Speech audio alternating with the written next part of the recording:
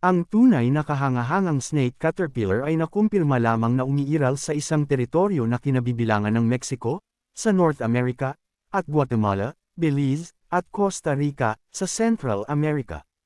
Sa loob ng endemic range na ito, pangunahin itong naninirahan sa mga rehiyon ng masukal na gubat, kung saan ang makapal at malago na mga dahon ay nagbibigay dito ng kanlungan at pagbabalat kayo.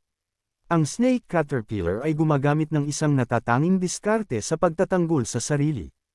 Karamihan sa mga insekto ay nagtatangkang magtago mula sa mga potensyal na mandaragit. Sa katunayan, ang uod ay tumatagal ng isang tiyak na mas agresibong diskarte. Talagang binabago nito ang hugis ng katawan nito upang gayahin ang hitsura ng isang maliit na ahas, upang itakwil ang mga nilalang na manghuhuli sa kanila. Binawi ng insekto ang mga binti nito, at pinalawak ang isang dulo ng katawan nito, na lumilikha ng hitsura ng ulo.